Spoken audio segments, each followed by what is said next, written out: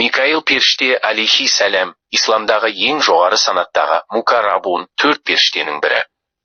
Бұл періштенің аты Құранда бір аятта ғана айтылған. Кім Аллаға, періштелеріне, елшілеріне, сондай-ақ Жәбірейілге, алейхи сәлем, Микаилға, алейхи сәлем, дұшпан болса, әлбетте, Алла кәпірлерге дұшпан делінген. Бақара сүресі 98-ші аят. Ол Алланың жаратылғандарына тамақ тарататын періште ретінде айтылады. Мейірімділік періштесі ретінде де белгілі. Ол мукаррабун ретінде орындайтын пайғамбарлық миссиялардан басқа ол желдер мен бұлттарды басқарады. Микаил алейхи сәлем мен Жәбірейіл алейхи сәлем адамға ең бірінші бас иген періштелер.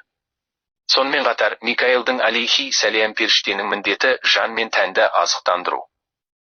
Сондай-ақ Микаил алейхи сәлем мен Жәбірейіл алейхи сәлем періштелер қиямет күні әрбір пенденің амалдарының таразысын ұстайды.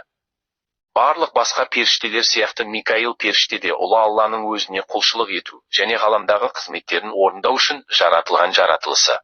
Оларды көрмейміз, бірақ біз оларға сенеміз, өйткені Аллах тағала мұны бізге парыз етіп, олардың бар екенін жария еткен. Микаил періште басқа періштелер сияқты нұрдан жаратылған және күнәсіз. Микаил періштенің шын мәнінде қандай екенін Алладан басқа ешкім білмейді. Алла елшісінің, оған Алланың игілігімен сәлемі болсын, былай дегені хабарланады. Маған арышты періштелер туралы хабарлау рұқсат етілді. Олардың әрқайсысы үшін құлақ түбінен мойынға дейінгі қашықтық 700 жыл жол. Арышты алып жүретін періштелер макаругун деп аталады, өйткені олар Аллахқа ең жақын. Періштелер бұл періштелердің әрқайсысының құдіреті барлық адамдардың, жындардың, шайтандардың және періштелердің қосындысындай. Осындай салтанаттағы періштелердің бірі Микаил алейхи сәлем. Исламда Микаил алейхи сәлем періште маңызды рөл атқарады. Микаил туралы Құранда да пайғамбарымыздың саллаллаху алейхи уа сәлем хадисінде де айтылады. Олардың айтуынша Микаил алейхи сәлем періште пайғамбарға саллаллаху алейхи уа сәлем рухани миссиясын орындауға көмектескен. Ол бүгінгі күнге дейін азық-түлікпен қамтамасыз етуді жалғастыруда. Микаил періштеге әхли кітап иелерінің де сенгендігін көруге болады. Бірде пайғамбарымыз саллаллаху алейхи уа сәлем Мәдина қаласына көшкен кезде фәдак яхудилерінен Абдуллах ибн Сурия қасына бірнеше кісі ертіп келіп пайғамбарымыздан саған қай періште келеді деп сұрайды. Пайғамбарымыз саллаллаху алейхи уа сәлем Жәбірейіл дегенде, егерде уахиді Микаил періште әкелгенде саған біз иман етер едік деген күйі бұрылып кетіп қалады. Олар Жәбірейілді алейхи сәлем тек жамандықпен шайқас алып келуші деп, ал Микаил алейхи сәлем періштені молшылықпен берекет алып келуші періште деп сенетін еді. Алайда Жәбірейіл де, Микаил да Алланың елшілері. Бұл періштелердің қай-қайсысы да Алланың әмірін мүлтіксіз орындайды. Алла тағала Микаил алейхи сәлем періштеге жаратылыстағы оқиғалардың, жер бетіндегі тіршілік иелерінің рызықтарын қадағалау міндетін жүктеген. Микаил періштенің көмекшілері де жоқ емес. Микаил періште жел мен бұлттарды да қадағалап, оларды қажетті жақтарға бағыттайды. Тіпті жаңбырдың әрбір тамшысы періштелердің қадағалауымен жауады. Бұлардың барлығы Микаил періштенің қарамағындағы періштелер. Көк жүзіндегі бұлттарды жинап найзағай ойнатады. Микаил алейхи сәлем періштенің көмекшісі Рағд деген періштесі бар.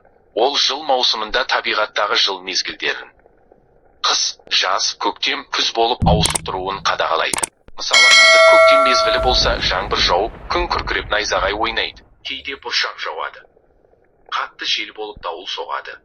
Кейде тіпті жаңбыр жаумай қуаңшылық болады. Қыста қар жауып, боран соғады. Қатты аяздар болады. Күз болып дымқыл тұман жерді басқан деп Абай атамыз айтқандай жылдың 4 мезгілінде табиғат 4 түрлі құбылысқа еніп өзгеріп тұрады. Нөсер жауыннан кейін жер нәрленіп шөптер жайқалып өсе бастайды. Найзағай ойнап күн күресе қозы құйрықтар қаптап кетеді. Қызғалдақтар шығып дала жасыл кілемге оранады. Міне осының бәрі Алла тағаланың қалауымен Микаил періштенің көмекшісі Рағд періштенің қадағалауымен болады. Тәпсіршілердің көпшілігі Рағд періште, бұлттарды жинайтын періште, күннің күркіреуі оның зікірі дегенді айтады. Пайғамбарымыз саллаллаху алейхи уа сәлем көк жүзі күркіреп, найзағай ойнағанда бізді қаһарыңнан сақтай көр, немесе берекетті жауын тілеймін деп дұға жасайтын еді. Пайғамбарымыз саллаллаху алейхи уа сәлем найзағайдың бұлттарға жауапты періштелер арқылы іске асатындығын айтқан. Бұл топқа жататын періштелер жайында Құранда жақсылық үшін бір-бірінің артынан жіберілгендер.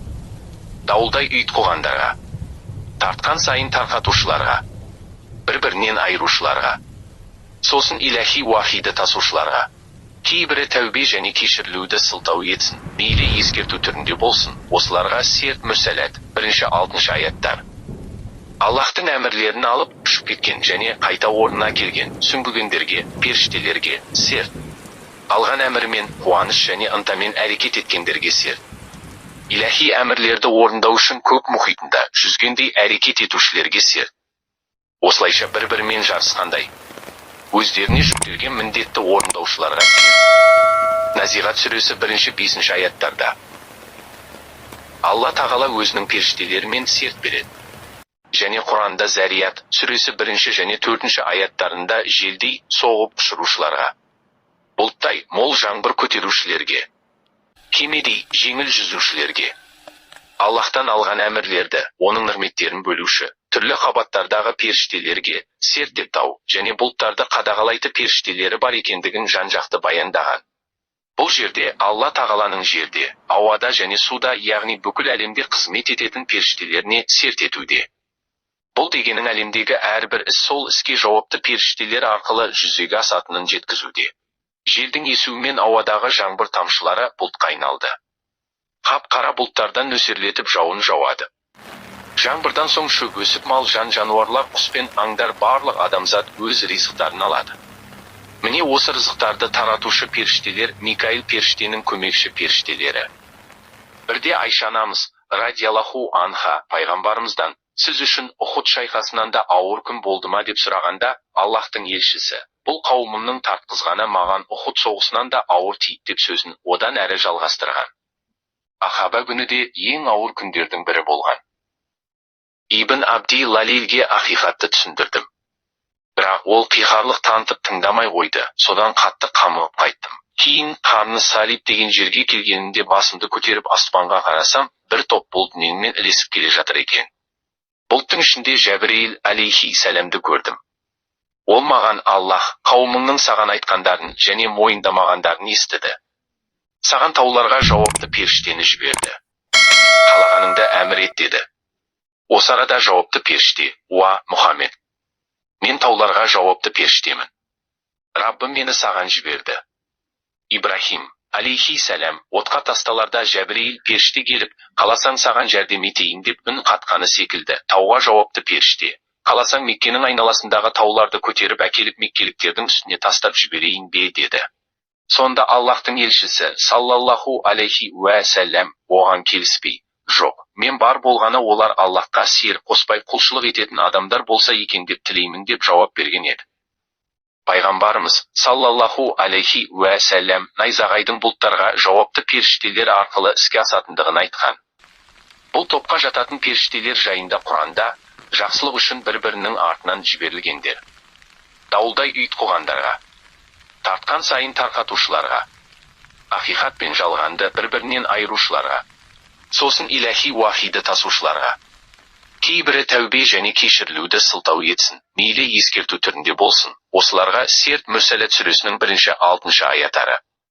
Тирмизидің риуаяты бойынша пайғамбарымыз саллаллаху алейхи уа сәләм менің жер бетінде 2, көк жүзінде 2 уәзірім бар. Жерде Хазірет Әбу Бәкір мен Хазірет Омар, ал көкте Жәбірейіл мен Микаил періштелер деген.